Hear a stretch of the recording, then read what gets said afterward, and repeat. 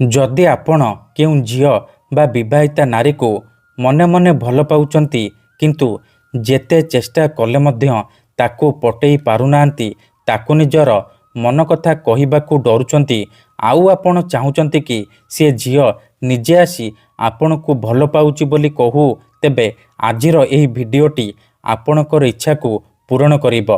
कारण आजिर एही भिडियोटी रे मु आपण को शिखेइबी गोटिए कंचा लंका आउ छुंचीर साहाय्य झील पटेइबा पई वशीकरण विद्या नारी मोहिनी वशीकरण विद्या जहाको प्रयोग करी आपण केउं भी कुंवारी झील बा विवाहिता नारी को मुहूर्तक भितरे निज बसरे करि परिबे ताठारु निजर मन मुताबक काम हासिल करि परिबे।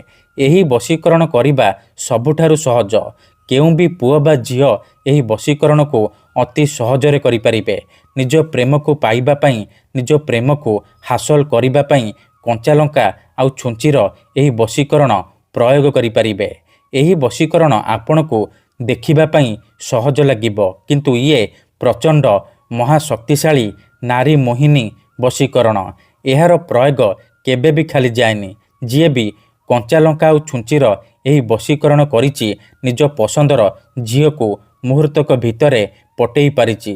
पड़िशा घर सुंदरी भाउज ठारू निजर मन मुताबक काम हासिल करि पारिछि। तेणु एही वशीकरण को आपण भाबी चिंती कि प्रयोग करिवे। नमस्कार फ्रेंड्स, ओडिया फंडा चैनल को आपण मानकु स्वागत।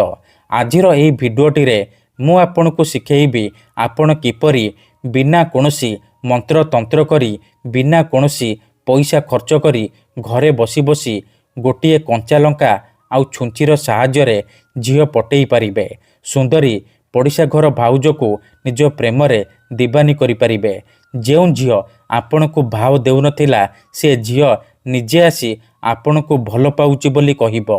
जेउं विवाहिता नारी बा पड़िशा घर भाउज आपण को अणदेखा करुथिला इग्नोर करुथिला सीए राति दिन तुमको फोन करिबो, हाथ धरिकी रूम को डाकिबो, जहा चाहिबे ताहा करिबो, कोनोसी प्रकार बाधा देब नाही।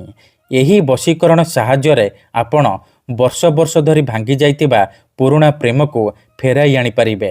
सासु नणंद दियर भाउज काहाकू भी निज बसरे करी ताठारु निजर मन मुताबक काम हासिल करि पारिबे। तेबे एही वशीकरण करिबा सबुठारु सहज। किपरि आपण एही वशीकरण करिबे एहार प्रयोग विधि कौन मु आपण को शिखेइबी। कंचा लंका आउ छुंचीर साहाय्य आपण किपरि झील पटेइबे मु आपण को शिखेइबी। जानिबा पई भिडियोटी को पूरा ध्यान सहित शेष पर्यंत देखंतु। अधारु छाड़िकी पळेइले किंबा काटी काटी देखिले आपण किछि भी बुझी परिबेनी। परे कमेंट करिवे गुरुजी आपणकर वशीकरण काम करूनी। तेणु प्रथमे आपण भिडियो को पूरा ध्यान सहित देखंतु, प्रयोग विधि को ठीक भाव बुझंतु, तापर आपण एही वशीकरण करिबा पई जिबे। काहेकि ना एही वशीकरण को प्रयोग करी हजार हजार लोक माने लाभवान होइचंती। निज पसंदर कुंवारी झील बा विवाहिता नारी को अति सहजरे पटेई पारिछंती। आशा छाड़ी देइथिबा लोक मध्य निज प्रेम को पाई पारिछि। बिना मंत्र बिना तंत्र बिना किछि जिनिस खुआई पियाई बिना कोनोसी पैसा खर्च करी घरे बसी बसी गोटिए कंचा लंका आउ छुंचीर साहाय्य झील पटेई पारिछि। तेणु आपण भी मो कथा मानी एही वशीकरण गोटिए थर करिकी देखंतु, तापर देखिबे चमत्कार। तेबे एही वशीकरण आपण किपरि करिबे, कंचा लंका आउ छुंचीर साहाय्य आपण किपरि झील पटेइबे मु आपण को शिखेइबी। जानिबा पई भिडियोटी को मूलरू शेष पर्यंत पूरा ध्यान सहित देखंतु। विधिटी जानिबा पूर्वरु जदि आपण आम चैनल को प्रथम थर आसीचंती तेबे दयाकरी चैनल को सब्सक्राइब करी पाखरे थिबा बेल आइकन को मध्य दबाई दियंतु, जहा द्वारा आमे जेउ भी वीडियो अपलोड करिबु सर्वप्रथमे आपण देखि परिबे आउ तार लाभ पाई परिबे। तेबे चलंतु जानिबा एही वशीकरण आपण किपरि करिबे। आउ गोटिए छोटिया कथा जानि रखंतु, मंत्र तंत्र जंत्र वशीकरण ये एमिति सेमिति काम करेनी। मनरे संपूर्ण विश्वास निष्ठा आउ एकाग्रतार सहित आपण को एही वशीकरण करिबाकू पड़िबो, तेबे जाई आपण 100 रु 100% सफल हेबे। तेबे चलंतु जानिबा एही वशीकरण आपण किपरि करिबे। ମନେ ରଖନ୍ତୁ ଏହି ବଶୀକରଣକୁ ଆପଣ କେବଳ ଶନିବାର ଦିନ କରିବେ। ଦିନ 12ଟାରୁ ଦିନ 3ଟା ମଧ୍ୟରେ ଆପଣ ଏହି ବଶୀକରଣ କରିପାରିବେ। ପ୍ରଥମେ ଆପଣ କ'ଣ କରିବେ, ଭଲ ଭାବରେ ହାତ ଗୋଡ଼ ଧୋଇକି ଗୋଟିଏ କଞ୍ଚା ଲଙ୍କା ଆଉ ଗୋଟିଏ ଛୁଞ୍ଚି ଆଣିବେ। ତାପରେ କୌଣସି ଏକ ଜାଗାରେ ଚୁପଚାପ ବସି ପଡ଼ିବେ, ଯେଉଁଠାରେ ଆପଣଙ୍କୁ କେହି ଦେଖିବେନି କିମ୍ବା ଡାକିବେନି।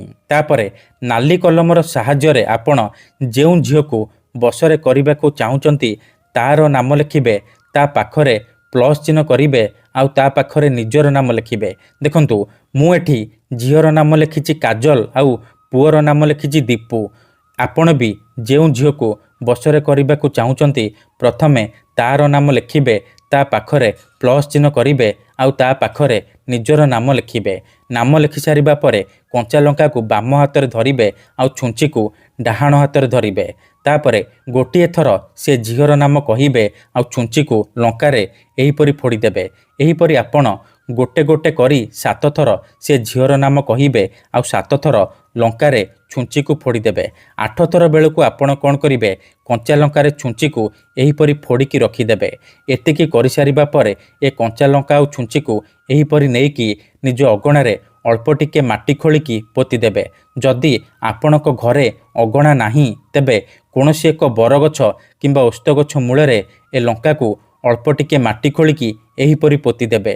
ଗ୍ୟାରେଣ୍ଟି ଦେଉଛି, ଏତିକି କରିକି ଦେଖନ୍ତୁ, ଯେଉଁ ଝିଅ ବା ନାରୀ ପାଇଁ ଏହି ବଶୀକରଣ କରିଥିବେ ସିଏ ଆପଣଙ୍କ ଆଡ଼କୁ ଆକର୍ଷିତ ହେବାକୁ ଲାଗିବ।